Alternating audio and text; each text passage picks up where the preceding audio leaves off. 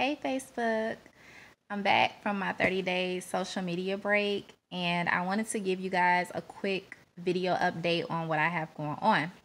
So a lot of you may already know that I was working at UPS Freight as a forklift operator. And if you've been following me for a while, you know that I couldn't stand that job. Every year I will post, this is my last year working.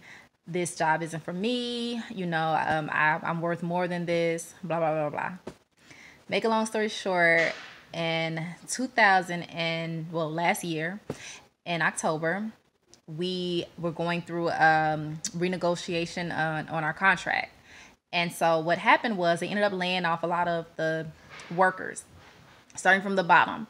And I was still part-time. I chose to remain part-time while I was at UPS because I knew that, for one, I didn't want to become full-time and end up being stuck in a position I knew I didn't want to retire from. Becoming full-time means more money, means I'm probably going to be there for another 10 years. Also, with being full-time, you end up losing your seniority as a part-time, and I was, very high on the seniority list, being a part-timer for 11 years. I would have lost all my seniority, and I would have been on midnights, which would have also been a problem. So anyway, they ended up laying part-timers off, and they went up until, the full-timers. So I was off, I want to say, about 3 weeks. It could have been longer. I don't know. It felt longer. It was really hard because although this is a job that I couldn't stand, I had FMLA, I would be calling off all the time. Once they laid me off, it was like a wake-up call. What are you going to do from here? You don't have a job right now. You can't really qualify for benefits. Speaking of, food stamps, the government assistance, all that stuff. So I was stuck in a position to either get serious and leave this place or wait around and see what happens. Eventually, they did call us back to work, but by that time, I was already over it. They gave me 3 weeks off. I was like, forget it. Y'all showing me what, we mean to you. Speaking of the workers, this is how y'all feel. You're just going to lay us off around the holidays, the most critical time of the year. Come on now. So I was filling out applications like it was my job. Okay. So I decided to fill out an application for a FedEx office, and I had an interview with them and they liked me. Although I didn't have much customer service background, they ended up offering me the job, and I left UPS to go work with FedEx office. Leaving UPS was such a milestone in my life because I had talked about leaving this company for a very long time. Like I said, I started that job when I was 19 years old. I am now 31. That is 11 years of nothing but warehouse experience. That's all I have. Prior to me working for UPS, I was a cashier at a grocery store called Sturk's Foods in Hammond. So that was the only customer service experience I had on my resume before UPS. So I had been filling out applications to get into customer service jobs, but nobody, they threw my resume to the side because all I had was forklift operating experience, warehouse experience. That was it.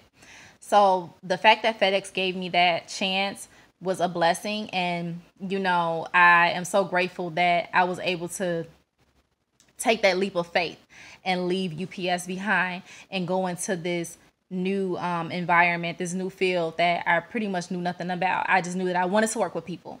That's always what I wanted to do from the very first job that I had. What was I going to say?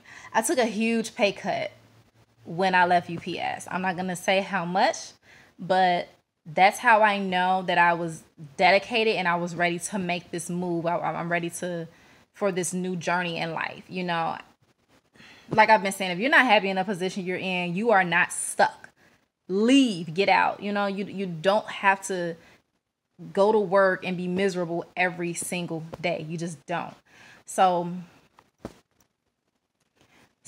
with the FedEx job, I came in as a FedEx, I was a associate or whatever.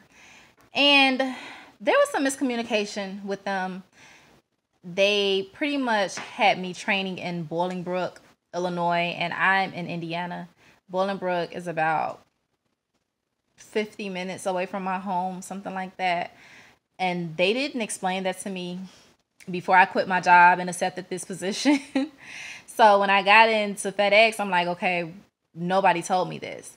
And I was going to do it because there was no turning back. I couldn't go back to UPS. But around that time is when we had that polar vortex, and the weather was crazy, and I was like, I'm not driving 50 minutes away from my home and being away from my kids, and I don't know if I'm gonna get stuck out there. I just couldn't do it, so I decided to resign. So I left FedEx. I was working there a week, y'all. I left a job. I left UPS, where I was there for 11 years, to go to FedEx, work there a week, and quit.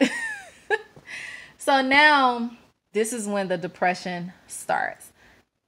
I'm looking like, what the hell did I just get myself into? I ended up leaving my job. I don't have anything to fall back on but my husband, which I didn't want to put all that on him. It was unfair. You know, I'm supposed to be working. What am I going to do now? So I ended up filling out job applications for what I really wanted to do, was banking. I've been trying to get into the banking industry for the longest. But like I said, no one would give me the opportunity because all I had was warehouse experience on my resume. So I ended up filling out a application for Chase Bank. My daughter keeps coming in here. I have to make sure she's good. Okay, so I ended up filling out a application for Chase Bank, and there were 3 interviews. The first interview was a virtual interview where you had to pretty much, do an interview online. The second interview was with the branch manager. He sat there, just, it was a normal interview, but he was so cool because he cared most about my personality, not what was on my resume. He took my resume, looked at it, and threw it to the side, and he said, tell me about you. Why do you want to work in this field? What makes you special? What can you bring to the table? Blah, blah, blah. It wasn't about, oh, she has 10 years customer service, so we're going to hire her. It was, does she really want to do this? Does she really want to work with people? Are you a people person? Those type of questions. So after that interview, there was a third interview, which was the training interview. So I had to go through 3 interviews. The virtual interview and the second interview, I felt I did okay. The third interview is when I knew I had to kill it. And when I tell y'all, I pray and I pray and I said, God, please guide me through this interview. Don't let me, fix my vocabulary. Help me answer these questions the way they want me to answer, and just give me the strength to get through this interview. So anyway, we got to the interview, and let me tell y'all, I killed that interview. I'm already 10 minutes into this video, so let me hurry up. I killed that interview. When I say that was nothing but God that showed up and showed out, y'all, let me just tell y'all, I am now a I am now a JP Morgan Chase employee.